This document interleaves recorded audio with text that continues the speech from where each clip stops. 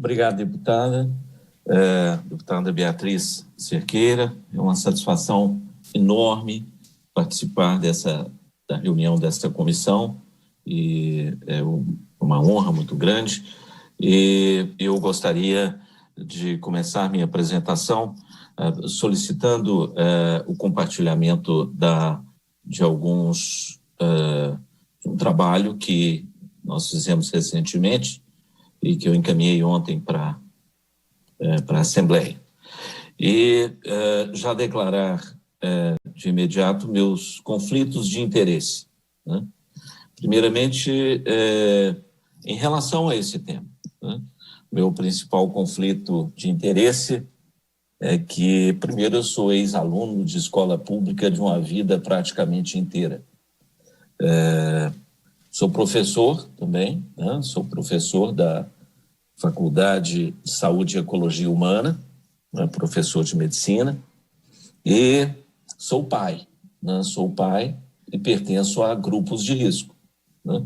Então, eu sou pai, tenho uma filha de 6 anos, uma de 11 anos, e tenho filho de 18 e 34 anos, ou seja, eu tenho menino aqui em casa de mamando a caducando, né?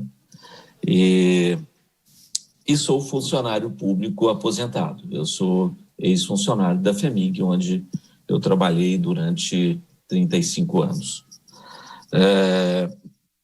Eu gostaria também, inicialmente, já de fazer as palavras, as apresentações, espetaculares apresentações, né?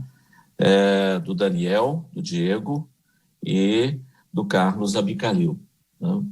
Precisos, brilhantes, né? E eu incorporo todas as preocupações, todas as colocações em todos os detalhes que eles apresentaram.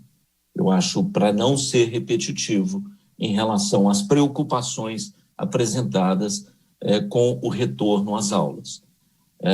Eu tenho participado, eu participo do Comitê de Assessoramento da Prefeitura de Belo Horizonte, juntamente com o doutor Unaí Tupinambás, outro infectologista, doutor Estevão Urbano, né, e doutor Jackson Machado, né? Eu fui convidado e sou voluntário nessa atividade, né? Então, e junto comigo trabalha o professor Braulio Couto, que é um bioinformata, né, doutor em bioinformática, com o qual eu compartilho trabalhos científicos praticamente ao longo de toda a minha vida profissional. Nós trabalhamos juntos há mais de 30 anos e nós desenvolvemos esse trabalho que nós fizemos questão de compartilhar com a Secretaria de Estado da Saúde. Eu encaminhei pessoalmente para o Dr. Carlos Eduardo, para o secretário de Estado da Saúde, para a equipe técnica da Secretaria de Estado da Saúde, com a qual eu mantenho uma relação técnica de muitos anos. Somos colegas infectologistas e participamos da Sociedade Mineira de Infectologia já há vários anos. Então, é uma relação muito próxima do ponto de vista de amizade pessoal e amizade também, e afinidade científica e técnica com grande parte dos técnicos que estão na Secretaria de Estado da Saúde. Esse estudo nós fizemos exatamente para atender um dos pontos que o Daniel chamou atenção, que é um dos quatro protocolos fundamentais para se fazer a abertura das escolas. Nós precisamos ter parâmetros técnicos para quando voltar. Qual é o momento de se pensar em retornar às atividades didáticas? Nós temos discutido isso já há vários meses no Comitê da Prefeitura de Belo Horizonte, e aqui eu faço uma parte exatamente para corroborar o que foi dito pelo Daniel, né? Exatamente quando um dos motivos, e também abordado pelo Diego. O que aconteceu em Belo Horizonte? Por que houve esse atraso na chegada da epidemia e na disseminação para o interior do estado? Porque nós nos baseamos aqui, né? O prefeito nos chamou e falou: olha, eu sou engenheiro, eu não entendo nada disso, vocês sentem aí e me falam o que eu tenho que fazer. Foi exatamente assim que aconteceu, né? E nós sentamos e apresentamos algumas projeções estatísticas de número de casos que poderiam acontecer em Belo Horizonte se não fosse feito, se não fosse tomado algumas providências fundamentais. A projeção estatística e a curva que aconteceria, explodiria nossa capacidade assistencial, se não fosse tomado atitude atitude de isolamento e distanciamento social antes de 50 casos registrados de transmissão comunitária. Por que 50 casos? Porque diante de uma doença que tem progressão geométrica, se nós deixarmos acontecer mais de 50 casos numa comunidade com mais de 2,5 milhões de habitantes dentro da cidade de Belo Horizonte, 5 milhões na região metropolitana, a epidemia ficaria absolutamente incontrolável. Então, foi por isso que foi proposto, né, logo no princípio de fevereiro, um fechamento de atividades não essenciais no município de Belo Horizonte. E com isso nós conseguimos um achatamento da curva que deu tempo para que o sistema de saúde se preparasse, né? É bom lembrar que nós não tínhamos, naquele momento, equipamentos de proteção individual para profissionais de saúde, treinamento adequado, né? Nós tínhamos testes, né? Nós não tínhamos capacidade de testagem, porque não tínhamos insumos. Lembrando que tanto ventiladores quanto insumos foram confiscados por países europeus e pelos americanos. Então, não chegaram até nós. Então, a catástrofe seria enorme se nós não tivéssemos proposto, com base técnica, o fechamento naquele momento.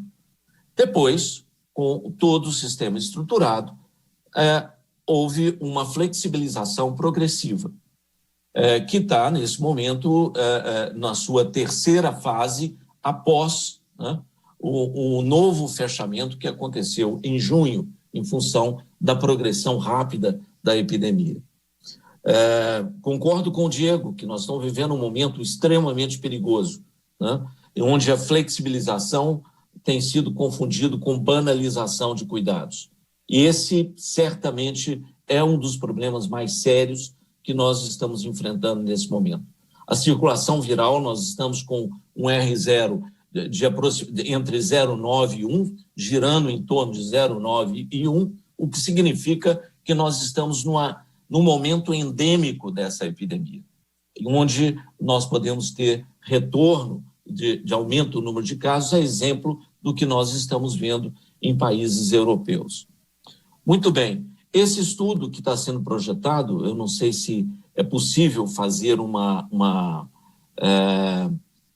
ampliar um pouco, eu não sei se vocês estão conseguindo ver aí de forma adequada, mas nós nos baseamos, só baixar um pouquinho aí, essa figura 1, é um padrão técnico utilizado pelo Centro de Controle de Doenças de Atlanta, né? Bom, eu não estou vendo mais a apresentação. Mas o Centro de Controle de Doenças de Atlanta estabeleceu alguns critérios, aí agora ficou ótimo, só puxar um pouquinho para cima, né? Estabeleceu alguns critérios, pode abaixar? Pode ir. Aí, essa tabela 1, ela mostra exatamente isso, né? Alguns critérios para retorno às aulas presenciais. Lembrando que nos Estados Unidos, eles tiveram 200.184 casos de Covid e crianças significaram 7,6% do total de casos de infecção. Isso significou 58 mil internações, né? E 2.000 óbitos em crianças nos Estados Unidos, o que não é nada desprezível, em hipótese alguma, né? Então, lembrando também que esses parâmetros do CDC tiveram uma forte influência do próprio governo Trump, né, que forçou para que as escolas fossem abertas, a exemplo do que vem acontecendo no Brasil também, né? Então, o CDC ele propôs esses parâmetros de baixo risco, muito baixo risco, risco moderado em amarelo, e alto risco em laranja e muito alto risco em vermelho. Então, considerando baixo risco, baixíssimo risco, menos de 5 casos para cada 100 mil habitantes, em um período de 14 dias. Entre 5 e 20 casos com baixo risco de transmissão nas escolas e moderado risco entre 20 e 50 casos por 100 mil, alto risco 50 e 200 e altíssimo risco acima de 200 casos por 100 mil. Bom, esse é um parâmetro bom? Bom, é um parâmetro, né? Alguns países usam critérios mais rígidos. Por exemplo, a Coreia do Sul utiliza menos de 5 casos para 1 milhão de habitantes. Um critério bem mais rígido, né? Para retorno a atividades presenciais.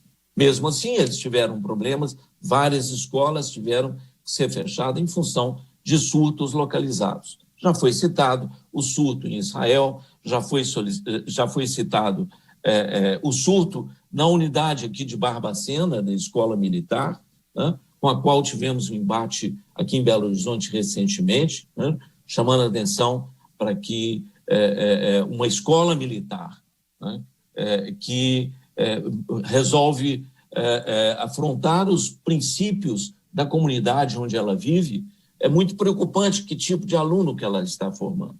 Então, nós nos preocupamos muito com isso, porque é um desrespeito, é uma falta de princípios de cidadania que estão sendo ensinados a esses alunos. Os alunos estão voltando para a escola que afronta princípios coletivos de convivência. Então, certamente, essa escola deve formar ditadores do futuro. Então, nós nos preocupamos muito com isso. Um aspecto que eu acho que é absolutamente fundamental é lembrar que não é só abrir escolas. Nós precisamos ter capacidade de testagem, como já foi dito.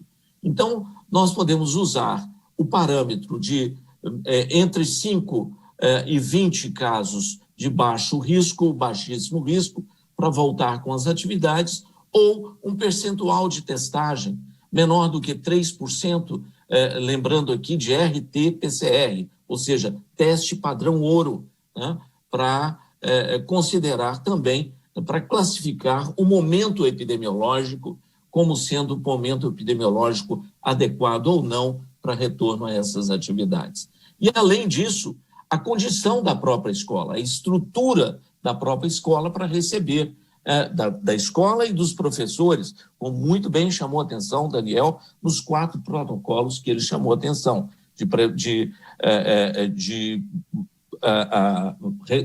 atenção aos educadores, né, o acolhimento dos educadores, né, a estrutura da escola e o padrão pedagógico que vai ser utilizado.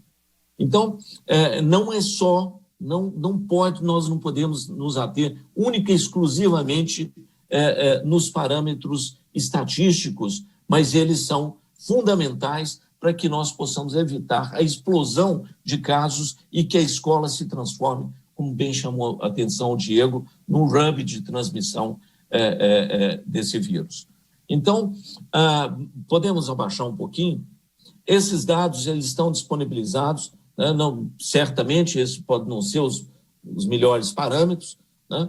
E aí, esse é o modelo que nós apresentamos, um modelo estatístico para montar os diferentes cenários, pode baixar, e nós classificamos em risco muito alto, né, de transmissão nas escolas, com tendência de aumento da taxa. Classificamos da mesma forma que o CDC, os vários momentos e a situação epidemiológica possível.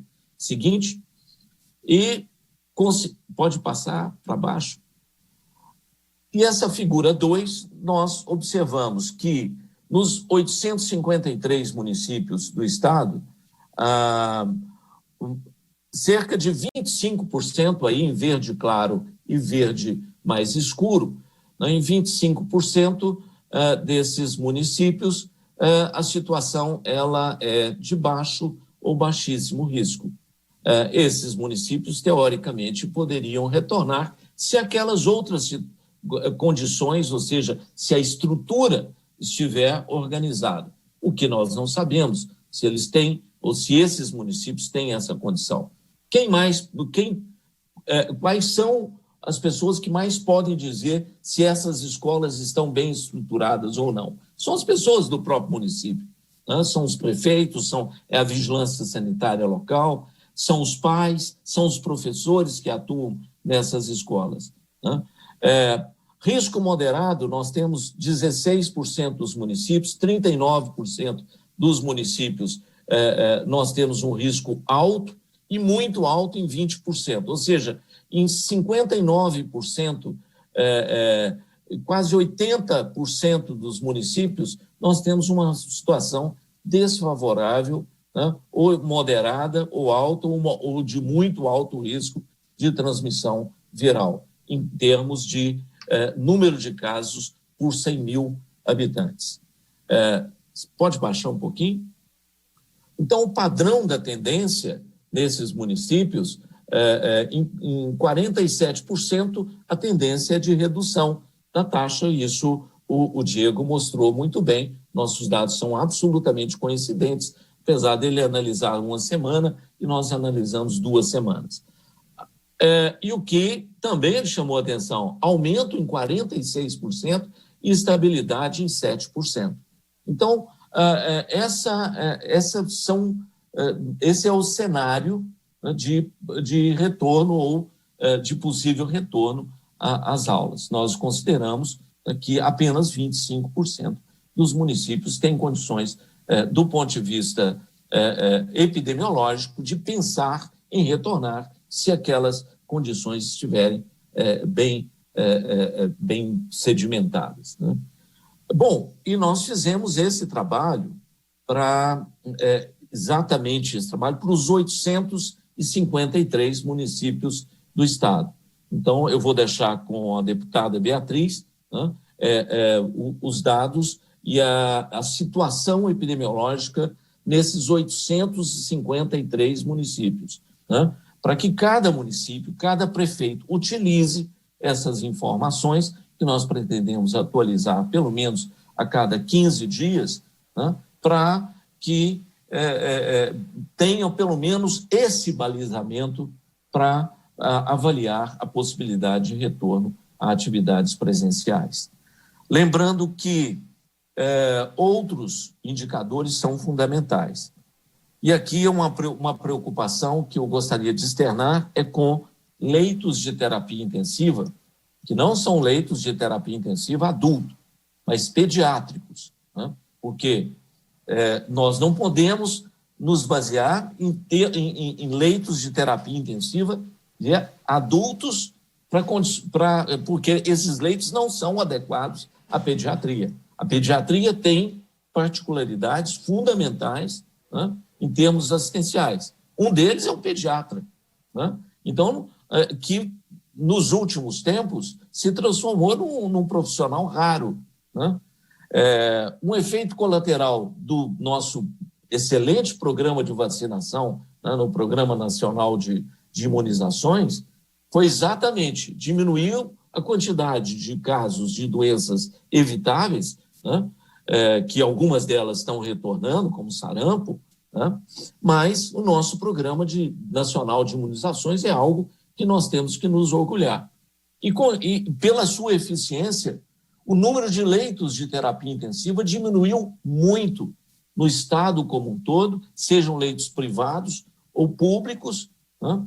E o número também de profissionais pediatras e de intensivistas pediátricos também reduziu muito. É outro parâmetro que nós temos que ver se as diferentes regiões do estado têm no seu sistema de referenciamento capacidade assistencial para atender, né, a quantidade de crianças que podem vir a demandar assistência hospitalar e assistência de terapia intensiva.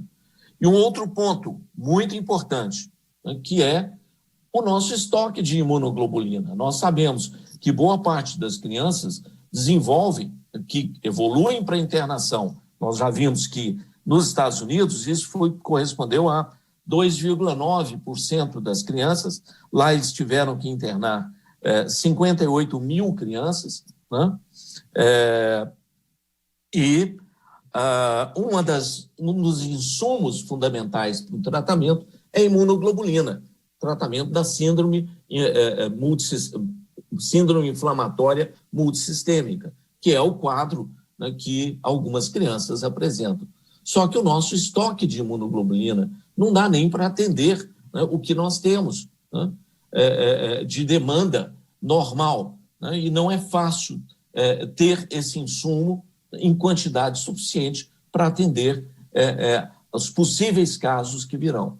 Ou seja, há uma complexidade maior no processo de abertura das escolas que vai além, né, simplesmente de um decreto, como foi citado, né? Então, são detalhes técnicos importantes que provavelmente vão demandar uma atenção muito grande de todas as autoridades para que essa flexibilização aconteça de forma responsável. Bom, então era basicamente isso que eu tinha para colocar, né? E lembrando que, além desses aspectos que eu citei, tem também, né, o impacto na comunidade como um todo, né? O impacto com as pessoas, na população que convive, né, com as crianças que frequentam a escola. O estudo em São Paulo, já foi citado aqui, né, o Diogo citou cerca de 500 mil pessoas, né, convivendo com crianças, né, e pessoas com algum fator de risco. Em São Paulo, 64% das crianças vivem com pessoas com algum fator de risco, nos estudos epidemiológicos feitos antes do processo de flexibilização das escolas naquele município. Portanto, o impacto disso também na própria epidemia é extremamente importante e eu acho que deve ser um objeto de muita preocupação dessa comissão, né, para que o processo de flexibilização, como eu já disse, aconteça de forma absolutamente responsável. Obrigado, deputada, né, e eu aproveito para parabenizá-la pela iniciativa e agradecer mais uma vez pelo convite.